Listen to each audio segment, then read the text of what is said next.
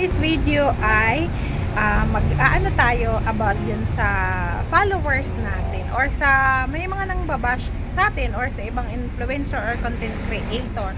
So, huwag nyo guys kalimutan mag-follow and share nyo na rin ang aking video. Thank you. So, yun na nga guys, alam nyo ba, minsan di ko na maintindihan, di na rin talaga natin maintindihan yung mga tao sa paligid natin or sa mga nambabash natin. Alam nyo ba, sa akin, yung 10,000 followers ko na yan, sobrang pinaghirapan ko yan para lang magkaroon ako ng 10,000 followers dito sa Facebook at 11,000 subscribers sa YouTube at 11,000 followers sa TikTok. So, ilang taon ko rin yan ginugol. So, sa iba kasi napaka dali lang. Eh, kung sikat ka, oo, di ba?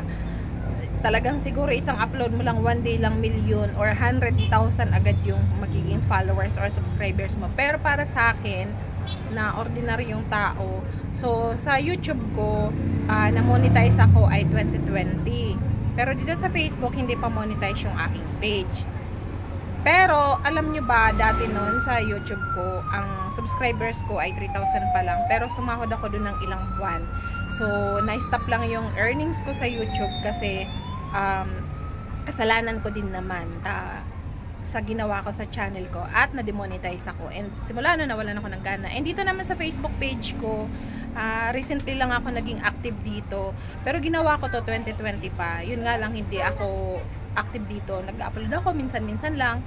Pero wag nyong nilalang yung 10,000 followers kasi sobra guys, pinaghirapan ko yan. Or ng ibang content creator kung mayroon man silang ganong followers. Hindi po talaga madali kahit subukan nyo pa.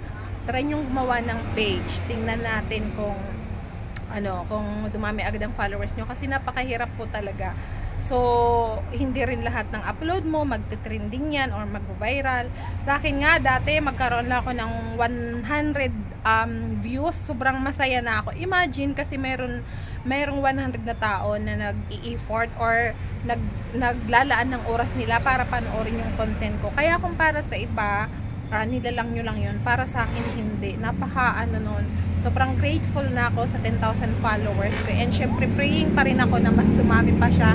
And sa viewers din, yung mga nanonood, meron akong viral video na nagkaroon ng 4 million, 1 million. Pero, sobrang thankful na ako sa kanila kasi isa yun sa nagpadami ng followers ko. Kaya naman sa mga nanood doon or kung kasama ka doon sa 4 million viewers ng isang video ko, maraming salamat sa inyo guys kasi dumami yung followers ko. So nagkaroon man ako ng violation dito at ngayon nakatenga yung monetization ko, pero okay lang kasi naniniwala ako na maalis din yan and okay lang yan. Carry lang yan talaga, promise. And sa YouTube naman, okay din naman. Kasi doon, kahit papano, hindi man kalakihan yung sahod ko. Pero may sasahurin na ako, diba? So, kaya hindi ko nilalang yung subscribers ko na yun or followers ko na yun. Kasi napaka-importante niyan sa akin. Tsaka minsan, kahit kukunti pa lang yung followers, pero yung views madami, may kinikita. Ganon. O, kayo nang babash, hanggang dyan na lang.